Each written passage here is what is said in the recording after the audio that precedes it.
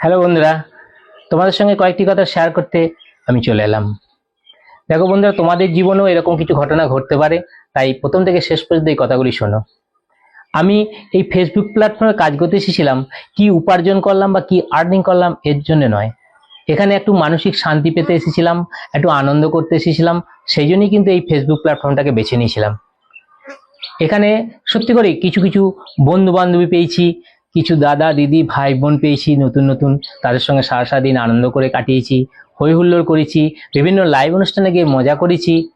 কিন্তু এখানে এসেও যে মানসিক অশান্তি ভোগ করতে হবে বা বিপদের সম্মুখীন হতে হবে, এটা কিন্তু আমি কল্পনাও করি নাই।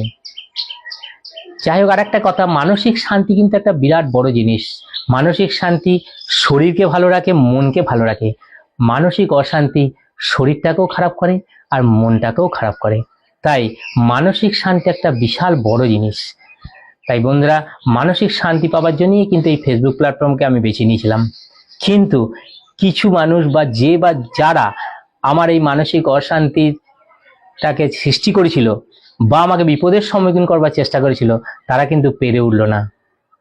উপরওয়ালার আশীর্বাদ যদি কারোর উপর থাকে, সেটা কিন্তু কেউই পারবে না। তাই আমাকেও পারে নাই, আশা করি ভবিষ্যতেও পারবে না, কারণ উপরওয়ালার আশীর্বাদ যদি আমার মাথার উপর থাকে। আর একটা কথা, এই মানসিক অশান্তি বা বিপদের হাত থেকে বাঁচানোর জন্য আমি ফেসবুক মেটার কাছে কৃতজ্ঞ। ফেসবুক মেটাকে জানাই আমার অসংখ্য অসংখ্য ধন্যবাদ।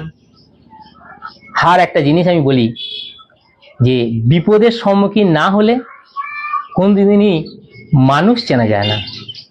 তাই এই বিপদের সম্মুখীন হয়েছিলাম বলেই কিছু মানুষকে আমি চিনতে পারলাম, যে কারা আমার নিজের আর কারা আমার পরের, কারা আপন সেজে পাশে থাকে আর সত্যিকারের নিঃস্বার্থভাবে ভালোবেসে কারা আমার পাশে থাকে।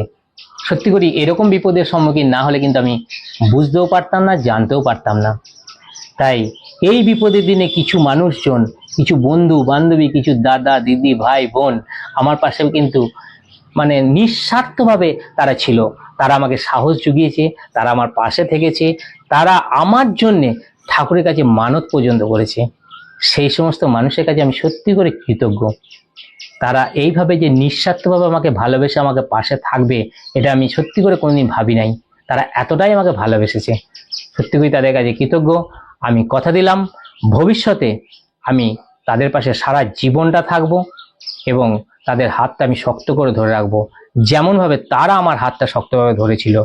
আর তাদের কাছেও আমি অনুরোধ করব, তারাও আমার হাতটা এইভাবে শক্তভাবে ধরে থাকুক, আমার পাশে থাকুক এবং প্রত্যেকের পাশে থাকো। হিংসা করো না, বিদ্বেষ করো না, কোনো রকম রাগ মান অভিমান না রেখে সবকিছু কথার মাধ্যমে মিটিয়ে নিয়ে এগিয়ে এসো। হাত ধরে শক্ত করে ধরো, চলো এগিয়ে চলো, সবাই মিলে কাজ করি। নমস্কার বন্ধুরা, ভালো থাকবেন।